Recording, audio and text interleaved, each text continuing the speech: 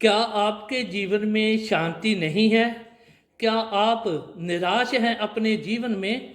अगर आपको सच्ची शांति की तलाश है तो आप इस मैसेज को बड़े ध्यान से सुनिए। सच्ची शांति आप अपने परिवार को छोड़कर जंगलों में, पहाड़ों में, गुफाओं में अकेले रहने से नहीं प्राप्त कर सकते हैं। इस संसार आपको शांति नहीं दे सकता है। पैसे से आप शांति नहीं खरीद सकते हैं। नशा आपको शांति नहीं दे सकता है। तो फिर सच्ची शांति कहाँ से मिल सकती है? बहनों भाइयों, प्रभु का वचन हमें सिखाता है कि अगर आप सच्ची शांति पाना चाहते हैं तो आपको परमेश्वर के पास आना होगा। वो ही आपको सच्ची शांति देकर आपके जीवन को आनंद से भर सकता है।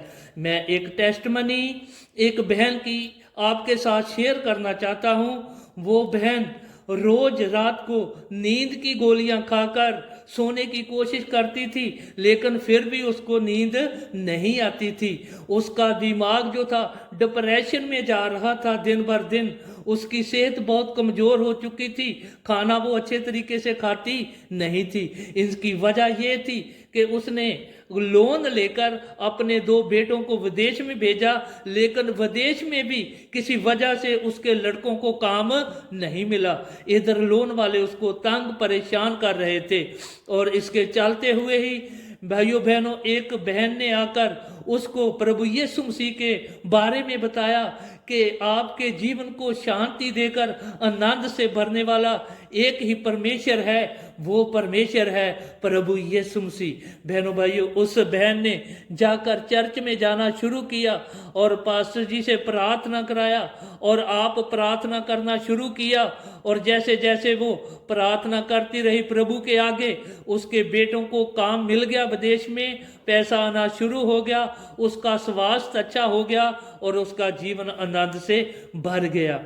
और जैसे ही हम देखते हैं लूका रचित सुसमाचार 8 अध्याय उसकी 23 और 24 आयत में लिखा है कि जब प्रभु यीशु अपने चेलों के साथ झील में सफर कर रहे थे तो उस टाइम झील में एक बहुत बड़ा तूफान आता है और पानी की लहरें बहुत तूफान पैदा करने लगी। और झील किश्ती में, नाव में प्रभु यीशु मसीह सोए हुए थे, लेकिन उसके चेलों ने उस तूफान का सामना किया होगा लेकिन बिल्कुल असफल रहे।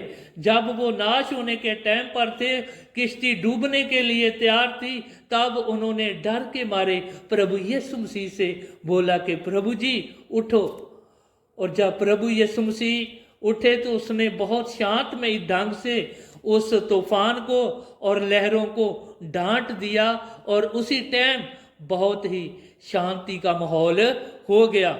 और भाइयों बहनों, जिस नाव में प्रभु यीशु मसीह है, उस नाव को समुद्र का तूफान, लहरों का तूफान कभी भी डुबो नहीं सकता, क्योंकि समुद्र को बनाने वाला, इस पृथ्वी को बनाने वाला, आकाश मंडल को बनाने वाला परमेश्वर उस कश्ती में मौजूद है। इसीलिए उसमें शांति रहेगी। और भाइयों बहनों, एक टेस्ट मनी मैं आपको और बताता हूँ हन्ना के बारे में। जब हम पहला शमूएल पहले अध्याय में देखते हैं तो हन्ना एक ऐसी औरत थी जिसके कोई बच्चा नहीं था और उसकी सौत उसको चिढ़ाती थी, कुड़ाती थी और उसको बहुत परेशान करती थी। और भाइयों बहनों, उसके जीवन में शांति नहीं थी। हन्ना के जीवन में अपनी सौत की बातें सुन सुनकर उसका दिल बहुत दुखी रहता था और वो हमेशा प्रभु की हैकल में साल में एक बार आया करते थे।